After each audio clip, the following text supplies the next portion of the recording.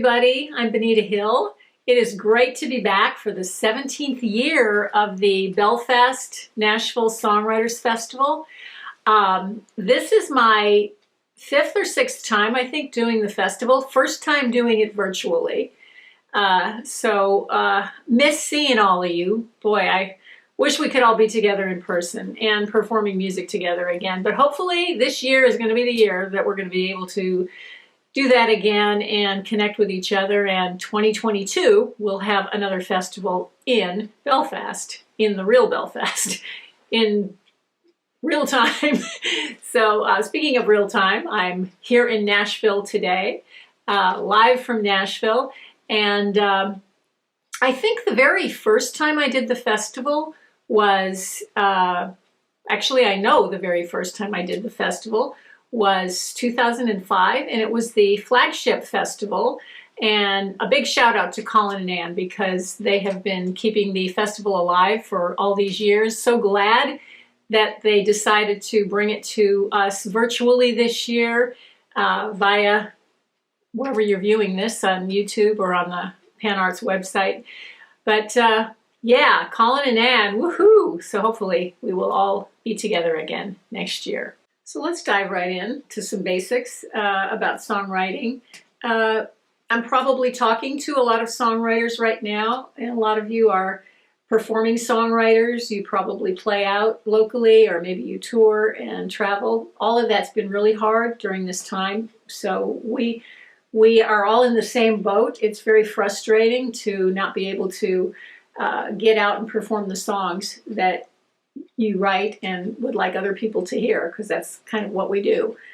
But, there's, how do you promote your songs in a time when there's nowhere to play out, and it's hard to, get out and mingle and meet new people, potential co-writers, have your stuff heard. Well, we all have social media, thank goodness, and you guys already probably are doing that. You've got your videos up on YouTube or Insta or Facebook Live, and that's pretty much all you can do right now. And some of you maybe are not performing songwriters, but you're just writing and wondering, how do I get my music out there? I don't really sing, and I don't play. I'm maybe mainly a lyricist, but you probably play or sing. Maybe you don't have confidence in yourself. Well, fortunately, back to social, there's a lot of videos on YouTube that you can watch that are coaching and informative videos. I have a lot of friends who are learning to play an instrument on with YouTube or taking vocal coaching lessons.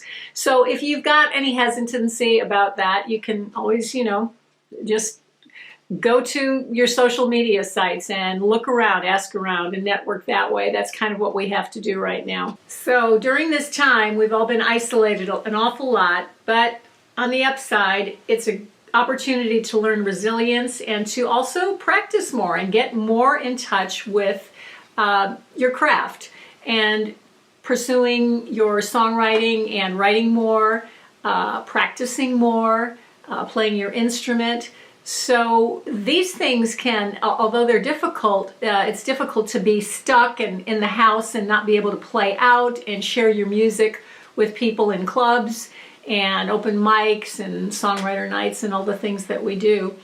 It is an opportunity to dig deep, and I think that that's a good point to make too, because we all need tools to summon the muse and to kind of get our mojo started, and it can sometimes feel very frustrating, especially in current circumstances, to feel inspired. I know we're all probably watching a lot of Netflix and maybe hopefully listening to a lot of new music. There is some really good music coming out too as a result of this, and hopefully you will be one of those that's going to be creating it.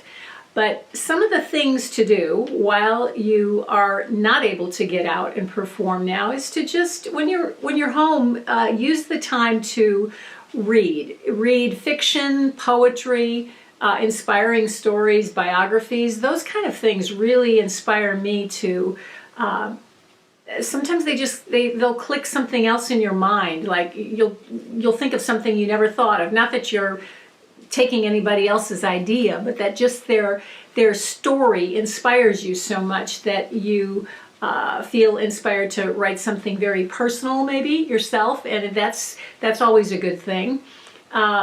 Practicing your instrument is another way. When you're home and you're stuck, is just play your keyboard or your guitar, and if you don't play, you can sing. If you use your voice, whatever your instrument is, and you can also, like I said earlier, just tune into a YouTube video and take some piano lessons, learn the scales, just start. Apply yourself to something you haven't done before, and you never know what could happen. Sometimes just sitting at the piano, I will noodle around. I won't feel very inspired at all, and I feel like, oh gosh, nothing is coming out. But every once in a while, something does. So you open a space inside of yourself to allow that energy to come in and for that inspiration to flow. And that's how it works. It comes from getting quiet. And we have a lot of quiet time now. Another one is getting out in nature. I live in Nashville, as I said, and I've got a nice big backyard. Sometimes I see deer out there. It depends on the time of the year and in the winter, but we occasionally get a few deer around here. I'm kind of like in the outskirts of Nashville a little bit, not really the country, but not really the city. And just getting out for a walk, finding a park. If you live in a city and you don't have access to as much nature as you'd like to, yeah, just get out and be around trees and water if you can, a lake or a little river or a creek even, and listening to the sound of water. Those kind of things that create that stillness really create a space for some ideas to come in. So that's another really good one. So let's go back to, but those are actually really important tools for getting the process started.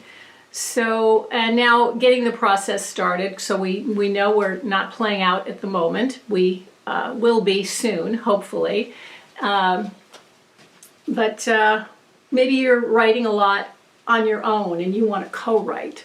Co-writing is a very, very important part of writing, I think. I know when I came to Nashville many years ago, I actually dropped out of college to move to Nashville because I got a cut with a pretty big publisher at the time. This was like 40 plus years ago, kids. We were still playing cassettes. But I actually sent a cassette to a publisher in Nashville, and he liked some of my songs. And this has never been an easy business to be in. Like, you can't really even do that right now, like send your songs out there for somebody to hear. It's usually a process that you have to get approved, and people are very reluctant to even listen to outside material if it's not somebody that they know, or that they know is not going to sue them. And it's gotten very business-like and complicated. It's always been hard, but it seems like it's maybe a little harder now, but nothing's ever impossible. We just have to keep applying ourselves.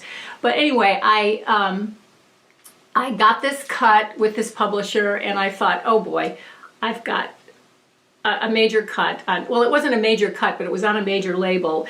It was with a new artist with RCA, who was being produced by Owen Bradley, who is Owen Bradley produced Loretta Lynn and Brenda Lee, Cassie Klein, some incredible artists. And I thought, oh God, I've hit the big time, so I'm going to move to Nashville. I'm going to drop out of college, which I did. And as soon as I got here, I found out that the project was not going to be released because who knows, I don't know. She was a new artist, and the project sat on the shelf and never got released. And my dreams were dashed, and I had to quickly get a waitress job. So I thought, well, you know, I'm here in Nashville, and I still want to write songs, and I'm still going to be a songwriter. So I stayed, and I stayed and practiced and learned a lot. So I had originally started out writing by myself, and the songs that I was writing by myself are what brought me to Nashville. But my publisher at the time, Audie Ashworth, was very encouraging to have me get out and write with other writers. And of course, he was associated with some other publishers and songwriters, so he had me co-writing, and I had never co-written really before, so that was a new experience. It was intimidating. Some of the writers I was writing with were well known. They'd had some hits, or they were working with a major publisher as a staff writer. And it was, I remember one experience I had. It was with a pretty big hit songwriter. And he said, gosh, your singing is just great, Benita, but I don't know if you're ever going to make it as a writer. I'm just not sure. And I was like, oh, God, heartbroken.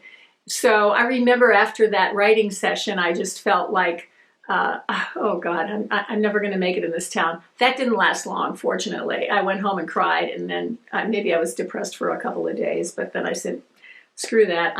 He's wrong. He is wrong, and I'm going to prove him wrong. So sometimes a little rejection could actually be some good motivation. So in my case, that it worked. But anyway, co-writing, and plus, over time, even if you are new at co-writing, you learn to adapt and find the right co-writer. And you wonder sometimes, how do I find the right co-writer? Well, that for me was, aside from my first publishing deal, which then I went for a long time without having a publishing deal, but you're a songwriter and a performing artist, so you get out. You go out to clubs, and you go out to music venues, and you play open mics and songwriter nights, and we know we can't do that right now, but we will be. So you got time to practice now, because we will be doing it again soon, hopefully, maybe sometime this year. We'll see. One of my earliest co-writers was a lady named Pam Wolf, super talented singer-songwriter, and actually met her in a club called Mississippi Whiskers. Used to be down on Division Street, or Church. It was on Church Street, long time ago, but it was a very popular writers' night and for bands and music venue. It was really fun.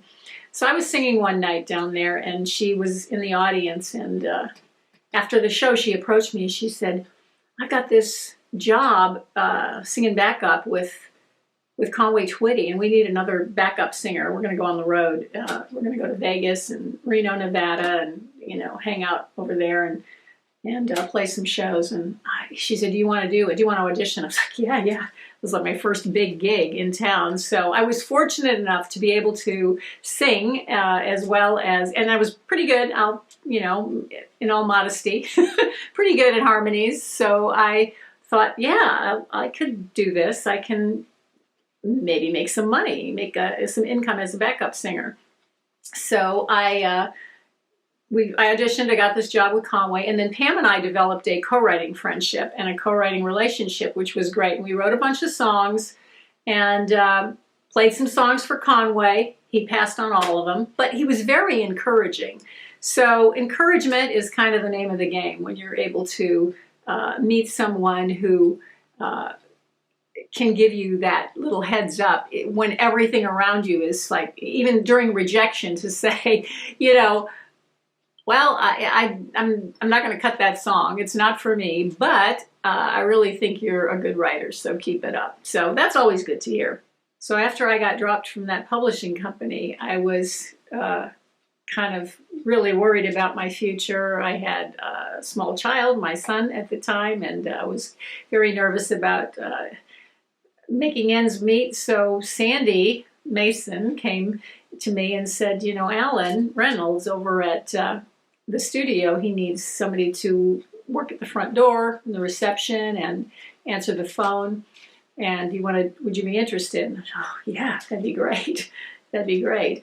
Alan is just one of the most respected and kind human beings in the music business that I've ever met and had the privilege to work with. So the publishing company that was part of the studio and the whole Jack's Tracks organization that Alan started, we had a bunch of great writers on the roster. Sandy Mason was one of them, Sean Camp, and the three of us would just start to write together. We got to be good friends and wrote a bunch of songs together, eventually writing one that I'll talk about a little bit later. But hadn't met Garth yet. I knew Alan was Garth Brooks's producer, and hadn't met Garth yet, but this was about the time he was starting to come back into the studio to record his Sevens album. So about that time when he came in, I was so excited to meet him. And I asked Alan, I said, is it okay if I pitch Garth some songs? And I thought I didn't want to step on his toes because, and just start gurming Garth right off the bat, even though I thought, gee, I've got some great songs that I think would be perfect for Garth. He said, of course, you know, you're a writer and I think you're a really good writer, so go ahead and pitch him some songs. So I did, and he passed on all of them, but Garth did, but he was so nice, and he always said, I really like what you're writing, and, you know, keep pitching me songs. This is, you know, I'd love to keep hearing more. So I did, and he passed on everything, and I thought, oh gosh, well, all of the things that I thought were perfect for him, he didn't think were perfect for him, and I have no idea why. But anyway, so I record. I'm a recording artist and a songwriter, singer-songwriter. So I had made my very first CD. This was back in the mid-90s. And this was before, well, this was kind of at the beginning of it, the beginning of individuals, kind of the singer-songwriter taking charge of their careers. We were still kind of dependent on major labels at the time, but I had a major label deal that I told you about earlier. Didn't happen the way I'd hoped it would, but I thought, well, here's an opportunity to put out some of my own music the way I want to do it, and put it online, put it on my website. Just had started building a website with the help of songs.com, which later became CD Baby. And they were kind of at the, songs.com was at the cutting edge, the beginning of that whole revolution of putting your music out yourself and being able to sell it and make your own CDs and sell it online. So I recorded this album. I gave a copy of it to Garth. I said, this is what I do as an artist.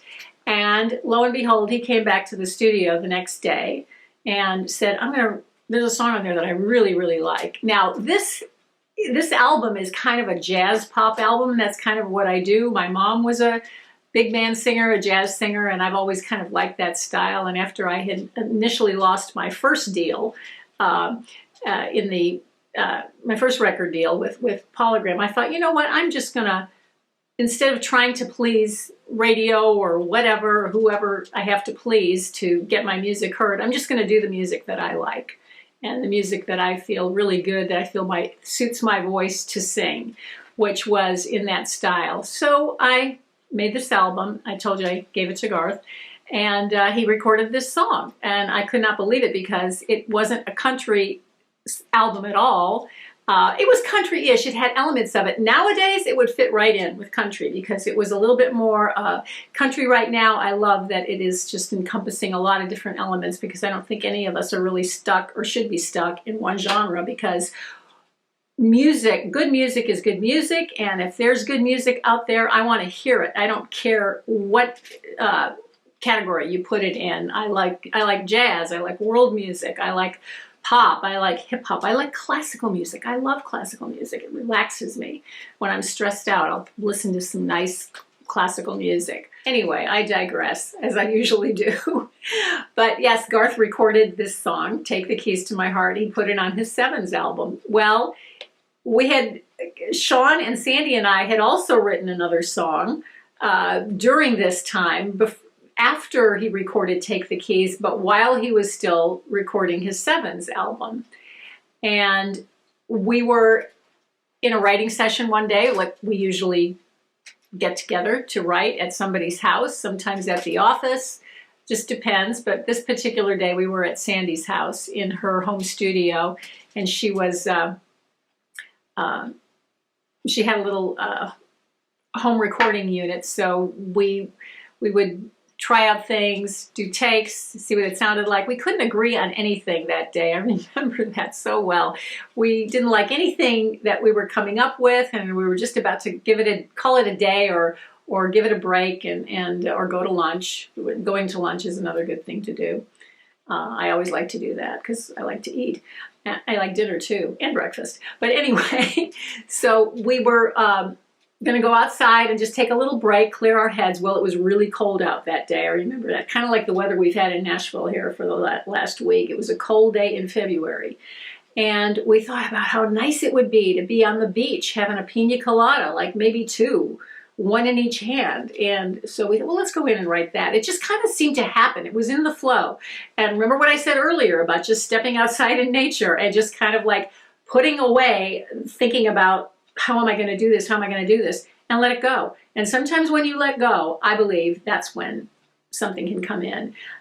You can't plan it. So we certainly didn't plan this. Anyway, we went in and we wrote this song and made a little demo of it. Sandy played the bongos. I played the keys, and Sean sang and played guitar and sang the demo. So we thought, oh, this song would be great for Jimmy Buffett. But Jimmy Buffett writes his own song, so he's probably not going to cut it. Well, at that time, Jimmy Buffett did have a record label in Nashville, Margaritaville Records. So we were, Sandy was actually going to take it over there. We made this little cassette. Remember, this was the mid-90s. So we made this little cassette demo, and Sandy was heading out the door to Margaritaville Records, and she ran into Alan Reynolds. And so Alan said, oh, let me hear this new song you've written. So she played it for him, and he said, oh, I like that. Let me hear that again. So she played it again. He wanted a copy of it. He wanted to play it for Garth Brooks. So Alan played the song for Garth, and Garth liked it, and he recorded it. And I had 2 cuts on that Sevens album that year, and it was awesome. And of course, Two Pina Coladas was a real big song for us, for the 3 of us, Sandy, Sean, and I, and it was #1 on the charts for a few weeks. And still continues to get some radio airplay, and a lot of people know it and love it, and you never know. That song just, like I said, flew into our consciousness on a dreary winter day. So just by stepping outside and kind of letting the muse in. So it just was, it was quite special. And got to be pretty good friends with Garth over the years. We co-wrote a couple of songs together, including one called Weekend that was on his Gunslinger album. Yeah, it was on Gunslinger. And and also I got to write this song with Garth for the very first, it was the first or second Harry Potter movie. He said, let's write a song for the Harry Potter movie. And he had this idea. He basically wrote most of it. I sat at the piano and kind of like played the keys. My hands ran over the keyboard, but he was singing and had the lyrics, and he was just amazing. Anyway, it was just, I love this song. It's called You Forgot I Could Fly, and I put it on my Things That Are Real album. And then I'll never forget when I made this demo and I sent it to Garth, and he sent it out to his friend who was the director for the film, for the Harry Potter film. And he said, well, he called me and said, I hate to be the bearer of bad news, but they're not going to use our song. They passed on it. And he said, but just so you know, Bruce Springsteen pitched him a song and they passed on his too. So I went down with the boss, and I always like to tell that story. Anyway, that was another great opportunity. Thank you, Garth. He has really been a blessing in my life. So we're talking a lot about co-writing today, and another writing partner that I met over the years and got to write with is a gal named Amanda Williams. She's really a wonderful artist and writer here in Nashville. And I had this idea, it was quite a few years ago. I think it was about three years ago now. And I had this idea called I Could Be Me With You. And it was inspired by the love of my life. And I just thought it's just great when you find that person you can be so comfortable with, and you don't have to worry about putting on you don't have to worry about impressing them. So when that part of the relationship is over, and it's over pretty quick, hopefully, because getting real is what it's all about. But anyway, so I Can Be Me With You, and I came with this idea to Amanda, and we wrote this song, and did a great little demo of it, and pitched it to Garth. Well, I pitched it to him, I think, 3 or 4 times. He didn't pass on it, but he didn't. He said, I think it's a girl's song. And I said, no, listen to the lyric, because we really did adjust some of the lyric when we were going to pitch it to Garth so that he would hear it for him, hopefully. So eventually he did, and it is now on his latest album, Fun. So y'all, if you haven't heard that one yet, just go to Amazon and check out I Can Be Me With You. So let's see. I'll play a little bit of it. See. I can be me with you. Be anything you want to. I can make your dreams come true. Your own Prince Charmer, knight in shining armor. Farmer, honeydew, yeah, I can be me with you.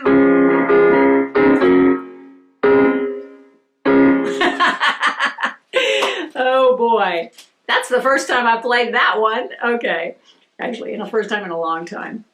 Co-writing is really important, I think. It's been really important in my career, but it's also really important to be yourself so that it's almost like you learn, you create from your heart, then you learn the craft of songwriting so that you can make sure your song is constructed in a way, lyrically, musically, with your hook and the time and the structure, that you have a chance to get it out in the marketplace, because that's what we all want. We all would like to have a hit song and have our song be heard, have our music be heard and recognized. Whether you're an artist, indie artist, or just a songwriter that you're hoping another artist will record your song. So it's wonderful to find a great co-writing partner, and that's just somebody who encourages you. You get along. Sometimes you write with people that it's not there. Maybe your energy doesn't gel together, and that's normal too. But when you find someone that you can be yourself with, and I think that's the important thing, is to just be yourself, write what you want to write, but learn the craft and study the craft so that you know the types of songs you're writing and how you're writing can develop into something that could hopefully, potentially be a good career for you, because that's what we would all like to have. Whether you perform or don't perform, we're just waiting for another, hoping for another artist to record one of your songs. So just never know. You just got to hang in the game. It's almost like there's no formula. My stories, I hope they've inspired you, but my stories, they're my stories. They're how it happened for me. They're not how it happens for everybody. Everybody's got a different story. So it's important to connect to your story, your own story, pursue your path, keep writing your songs. What we're doing is learning resilience and learning how to overcome a lot of obstacles during this time that we're living in right now. So it's kind of good practice for adapting to the music business, because Lord knows there's going to be a lot of challenges there too as you're moving forward and trying to forge a career. But hopefully the main thing that you're doing is having fun and enjoying the process and enjoying writing those songs, whether you're writing by yourself at home and your audience is your doggy, or you're co-writing and maybe some of you are playing out a little bit here and there in socially distanced, safe environments. A few clubs like that are opening here now too. So, and that's good. So be careful, be safe, and keep the dream alive. And hopefully I will see you next year in Belfast. Bye.